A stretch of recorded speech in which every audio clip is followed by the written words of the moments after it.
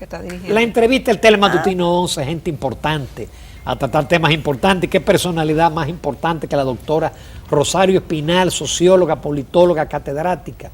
Y que, bueno, que aceptó nuestra invitación en el día de hoy para tratar de muchísimos temas de interés para todos ustedes. Buenos días, Rosario. Un placer tenerte en el programa. Hola, Rosario. Buenos días. Hola. ¿Cómo están? Rosario, vamos a hacer un poquito de memoria. La última vez que tú estuviste en el programa, porque yo trato de grabarme los artículos y las cosas que dice Rosario, por aquello de la proyección al futuro, tú dijiste, bueno, mientras Odebrecht esté sonando en Brasil y en los Estados Unidos, en República Dominicana se mantendrá. Pero aquí da la impresión como que eso entró en un limbo, como que si no fuera por la Marcha Verde los fines de semana, como que no tuviéramos ya en el tapete y en la mente el tema Odebrecht. Bueno, Odebrecht ya bajó a nivel internacional. O sea, en el mismo Brasil, en Estados Unidos eso se clausuró. O sea, a nivel internacional ha bajado el tema.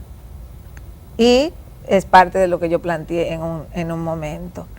Y a nivel local han ocurrido algunas cosas.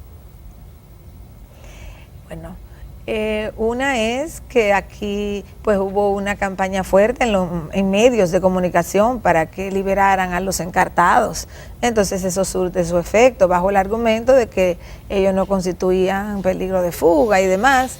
Entonces, pues el garantismo. Eso fue allanando el camino para que se produjera lo que hemos visto.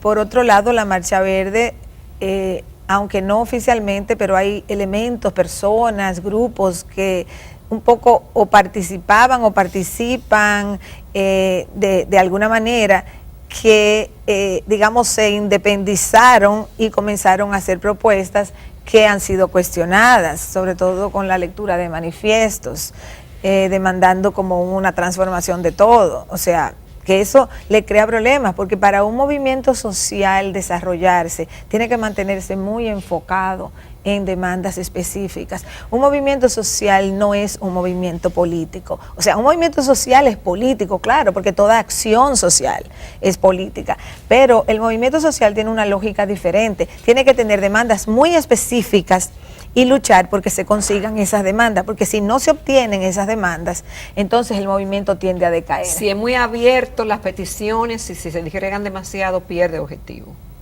Claro, o si se plantean demandas que son inalcanzables, eso también afecta el movimiento.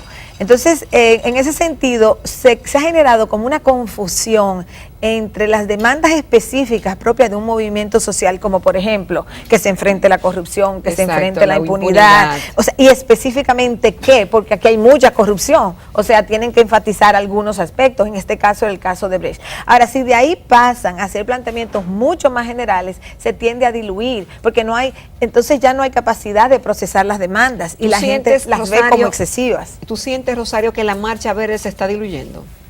Bueno, va a bajar su intensidad y es normal, porque además de lo que he dicho hay otro factor.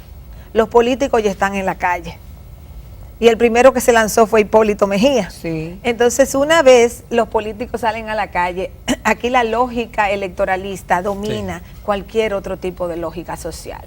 Entonces, una vez, recuerden que esto pasó hace ya un par de meses, algo así. O sea, Hipólito Mejía se lanzó a la calle. Surgió el tema de si reelección, de si no reelección, de si sangre nueva, de si todo ese debate que se dio en torno a si sangre nueva o reelección y demás. Entonces ya todo, el hecho de que Hipólito salió a la calle, el hecho de que se planteó el de sangre nueva y reelección dentro, digamos, del PLD o de personas vinculadas al PLD, todo eso entonces ya pone en agenda el aspecto propiamente político electoral.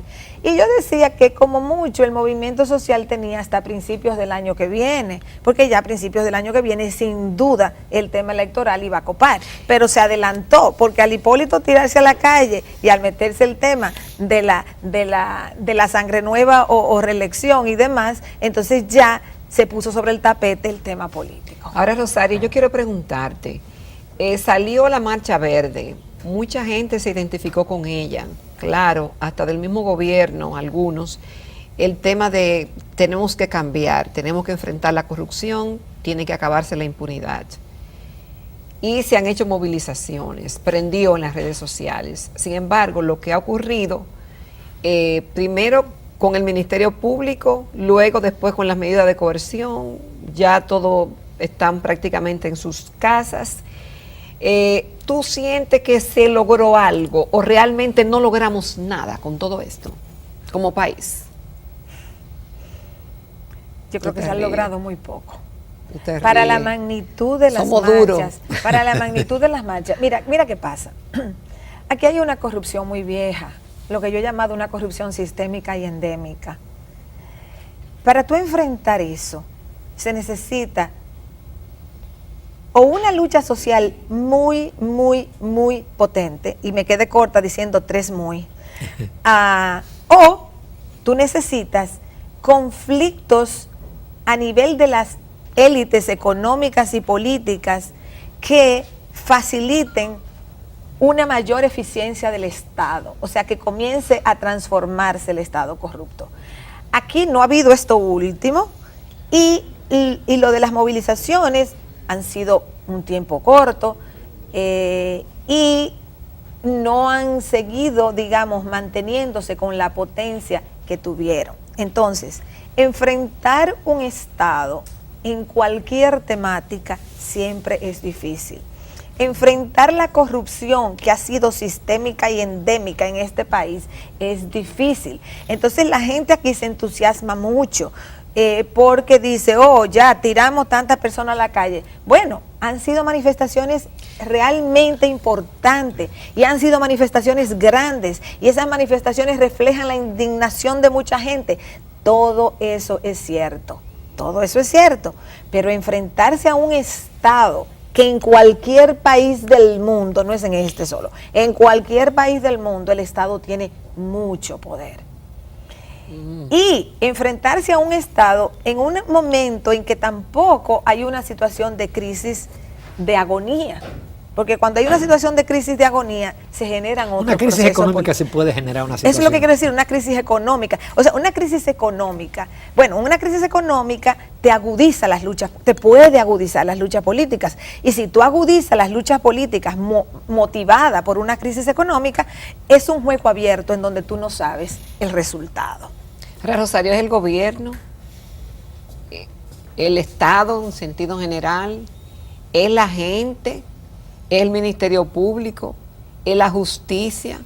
¿Dónde está la falla real? El Ministerio Público es el Estado, la justicia es el Estado, el Poder Ejecutivo es el Estado, el Poder Legislativo es el Estado. Y si tú los vas mirando cada uno, son todos compromisarios del sistema de corrupción que hay en este país. A ninguno de ellos, incluido todos los partidos que han pasado por el Estado, que también son compromisarios de este sistema de corrupción, a ninguno de ellos le interesa que esto se desarme, porque todos son beneficiarios. Un partido en la oposición se queja de la corrupción, pero cuando han gobernado han mantenido el sistema de corrupción, porque lo que han pasado, al igual que el PLD, lo han mantenido. Que ahora hay más porque el presupuesto es más grande, claro, el presupuesto es sumamente grande con relación a lo que era hace 30 años. Tiene que haber más corrupción en ese sentido, numéricamente hablando, pero el sistema en sí, como tal, ese sistema hace mucho que se instaló aquí, y ninguna rama, digamos, del Estado, ni ningún partido político que ha pasado por el Estado lo ha transformado, tampoco ha querido transformarlo. Y de los 26 partidos que hay registrados hoy en la Junta Central Electoral y que participaron en las elecciones, casi todos han pasado por el Estado. Rosario Espinal, con tu permiso, vamos a una breve pausa comercial. Interesante la conversación, nos quedan todavía muchos temas. Quédense con nosotros.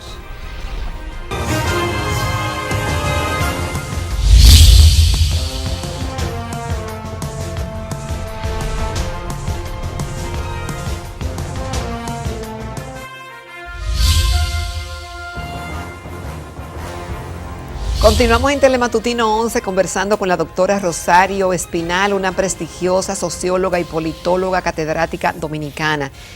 Teníamos un programita en la pausa, qué pena que no salió al aire, pero aquí estamos. Yo quiero referirme, Rosario, al Partido Reformista, ahora que el domingo hizo 2 convocatorias para la elección de autoridades, y hay 2 partidos. aparentemente. ¿Cómo tú ves eso? Hija, yo sé que va para el Tribunal Superior Electoral, pero en el interín, ¿qué podemos analizar? Eso se va a pique, tiene el partido oportunidades de recomponerse, se llegará a algún puerto. Bueno, el Partido Reformista es, imagínate una escalera donde tú vas bajando peldaños en la escalera. Yo creo que esa es una buena descripción de lo que es el Partido Reformista. Y ante cada coyuntura, sea coyuntura electoral o sea coyuntura de elegir autoridades o lo que sea, ante cada coyuntura en donde hay que tomar decisiones, ellos se dividen. Entonces lo que estamos es ante un nuevo peldaño de bajada del Partido Reformista. El Partido Reformista en las últimas elecciones en las últimas elecciones en que participó Balaguer, que fue en el año 2000, el Partido Reformista sacó 25% de los votos. Esa era la masa dura, digamos, exacto, la base electoral dura, sí, el voto duro del Partido Reformista. En las elecciones del 2016, el Partido Reformista sacó 5.6% en las presidenciales, y a ese 5.6 tú le puedes poner gente PRMista que quizás marcó al Partido Reformista porque encontró la foto de Luis Abinader en la casilla número 3, digamos, entonces la marcó ahí y el Partido Reformista se benefició de eso, pero realmente eso es lo que es el Partido Reformista, es una escalera en donde tú vas bajando esos peldaños hasta que va a quedar totalmente diluido. Ahora, pero ¿y esa situación de dos partidos que bueno, tendrá que decidirse? Eso se tendrá que, claro. ¿Tú crees que eso se va a prolongar para conveniencia política de alguien hasta el final, o si definen no tienen posibilidades de recomponerse? No, el Partido Reformista no tiene posibilidades de recomponerse, el Partido Reformista no tiene posibilidad de ser opción electoral, el Partido Reformista tenía una masa electoral fundamentalmente de más edad, mucha de esa gente se murió o mucha de esa gente cambió de lealtad partidaria, los jóvenes no tienen referencia de lo que es el Partido Reformista, los jóvenes no conocieron a Balaguer, no se acuerdan de él, no vivieron los 12 años, probablemente no vivieron los 10 tampoco de Balaguer. O sea, el Partido Reformista es un partido en disolución. Solamente el papel que jugó en su momento, en los 12 años, en los 10 años, lo mantiene para, digamos, nuestra generación como un referente del sistema partidario dominicano. Y claro, la ayuda, la habilidad que tienen sus dirigentes para engancharse con alguien que les dé beneficios, indiscutiblemente la habilidad de sus dirigentes es ahí son alumnos de Balaguer. En ese sentido, en esa habilidad de maniobrar políticamente, ellos son alumnos de Balaguer. Ahora, su adicción a depender de los beneficios del Estado es tal, y su incapacidad de forjar un liderazgo, porque ellos han probado que son incapaces de forjar un liderazgo importante, los ha llevado a ser cada día más irrelevantes. Pero mira, Ito Bisonó no tiene posibilidades, ese grupo que... Es que no es asunto de una persona, o sea, un partido no se hace porque haya una cara o dos caras o tres caras. Un partido tiene que ser un proyecto estructurado. ¿Y quién estructura ese proyecto? Que cada 2 o 3 años se divide. O sea, el mensaje que ellos le envían a la sociedad es: nosotros cada 2 o 3 años nos dividimos. Sí, y nos dividimos porque una parte... En 15 años sin corruptura, algo así, pero dice un periódico hoy. 15 años sin... Sin corrupturas. Bueno, 15 años desde la muerte de Balaguer. Balaguer murió en el 2002, estamos en el 2017. Son 15 años desde la muerte de Balaguer, en donde el Partido Reformista no ha logrado estructurar nada. No ha logrado estructurar nada, no ha logrado hacerle una oferta a la sociedad, no ha logrado reorganizarse. Ellos se dividen porque unos quieren beneficio del partido que está en el poder y a veces se van con el partido que está en la oposición simplemente porque andan buscando espacio para nominaciones. ¿Por qué se fueron con el PRM? Porque en la guagua del PRM habían más asientos vacíos para las nominaciones. En el PLD la guagua iba repleta y no había espacio para nominaciones. Pero el que tenía su trabajo en el Estado no se iba a lanzar, sino que se quedó y se fue a apoyar al PLD. Entonces, unos apoyan al PLD si están con posiciones en el Poder Ejecutivo, y los que no, entonces buscan un espacio en un partido de oposición donde puedan colar su gente. Los que han sido elegidos ahora, por ejemplo, que están en el Congreso, fueron en la boleta del PRM. Rosario, ¿y qué pasa cuando hay un simpatizante de un partido? Y pienso en el PRD, pienso en el Partido Reformista, que han sido simpatizantes por muchos años y por alguna razón u otra, como la que hemos visto, esos partidos van bajando la escalera. ¿Qué pasa con ese votante? ¿Se cambia de simpatía política o ya no participa en la política? ¿Qué dicen los libros? Mira, si tú miras encuestas de simpatía partidaria, el Partido Reformista ya prácticamente no aparece. Hay como un 2. Porque aunque hayan sacado un 5.6 en las presidenciales, como dije anteriormente, era porque ahí iba la cara de Luis Abinader. Pero en términos de simpatía, si tú le preguntas a la gente, ¿simpatiza usted por un partido político, sí o no? ¿Por cuál? Quizá un 1% te dice que simpatiza por el Partido Reformista. El Partido Reformista no tiene base electoral ya. Rosario, no podemos concluir sin la ley de partido. El debate obtuso con la primaria abierta, primaria cerrada, primaria simultánea. Parece que no vamos a tener ley de partido. Bueno, es lamentable. Yo, sinceramente, yo siempre he dicho, lo que aquí se necesita es una ley electoral. Número 1, hagan una ley electoral. Por favor, al Congreso Dominicano, a los partidos políticos, pónganse de acuerdo en una ley electoral. Eso es lo fundamental. ¿Y cuál es la diferencia? Bueno, la diferencia está en que hay regulaciones de la vida interna de los partidos que no tienen que ir en una ley electoral. La ley electoral te regula los procesos electorales nacionales. Y eso es lo fundamental. La ley electoral dominicana es de 1997, está totalmente desfasada incluso con la Constitución del 2010. Entonces, aquí había que hacer primero una ley electoral y luego una ley de partidos. Entonces, eso es lo fundamental, porque lo que nosotros necesitamos es regular el proceso electoral, número 1. Claro. ¿Quieren los partidos ser regulados internamente? Entonces, que se haga, que hagan. Ellos son los que tienen que hacerla. No soy yo, ni son ustedes, son ellos. Ellos quieren ser regulados internamente, hagan su ley de partidos. Pero aquí no hay ningún partido que le interesa que sus donantes se sepan públicamente. Ay, Dios y mío. una transparencia en el financiamiento que no incluya la revelación de los donantes No sirve y para cuánto nada. le dieron, no sirve para nada. Entonces, aquí no solamente se financian los partidos, aquí se financian las candidaturas individuales. Aquí van alrededor de 25,000 personas a unas elecciones como candidatos y cada quien es un microempresario de su propia empresa de candidatura y cada quien anda buscando dinero y eso hay que regularlo. Ahora, regular el financiamiento, porque el punto no importa. Porque si tú sabes que fulano te dio 100 millones de pesos, lo fundamental es saber quién te lo dio y cuánto te dieron. Fuera de eso, no hay nada que hacer con relación al financiamiento. Y ese es el tranque. La primaria es el segundo tranque, pero el primero es el financiamiento. Y la primaria es un tranque porque yo lo he dicho y lo repito, deben hacerse primarias cerradas.